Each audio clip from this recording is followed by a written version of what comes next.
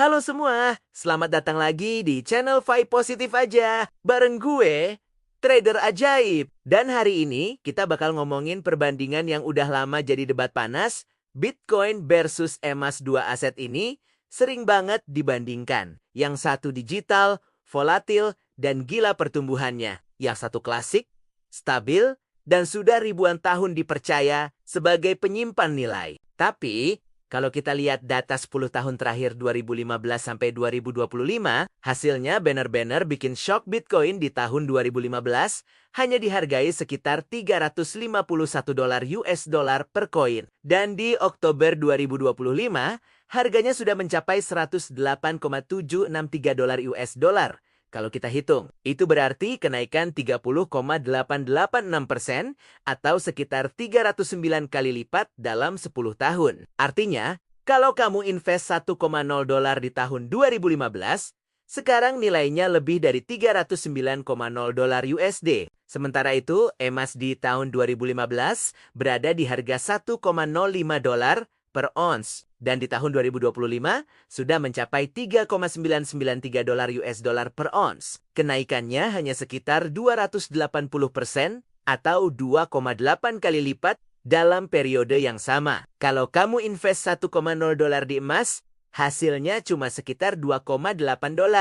Tetap untung, tapi jauh di bawah Bitcoin. Perbandingannya sangat jelas. Bitcoin dalam 10 tahun terakhir tumbuh lebih dari 110 kali lipat dibanding emas. Ini bukan hanya soal angka, tapi soal era perubahan, cara orang menyimpan nilai dan membangun kekayaan.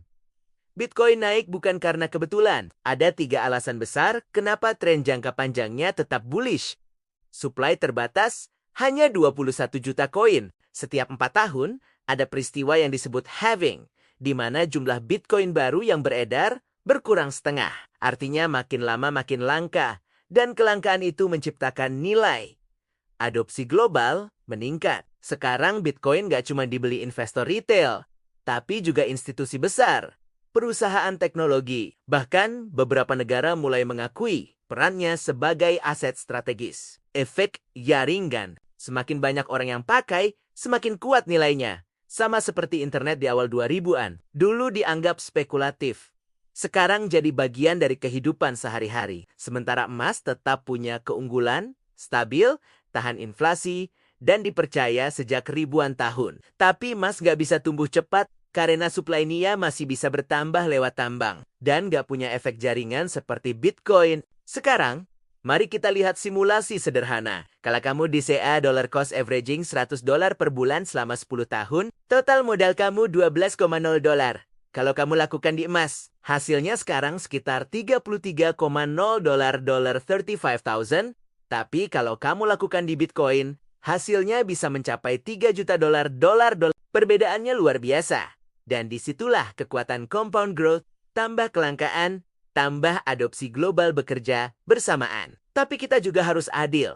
Bitcoin bukan tanpa risiko. Dalam perjalanan 10 tahun itu, Bitcoin pernah jatuh 80%. Pernah ditinggalkan publik, pernah dianggap mati ratusan kali. Tapi setiap kali krisis datang, dia bangkit lagi. Lebih kuat dari sebelumnya. Makanya, strategi terbaik adalah gabungkan keduanya. Emas sebagai pelindung nilai dan stabilitas. Bitcoin sebagai penggerak pertumbuhan dan percepatan kekayaan. Kalau kamu pegang keduanya, kamu dapat keseimbangan. Yang satu menjaga kekayaan, yang satu mengalihkan kekayaan.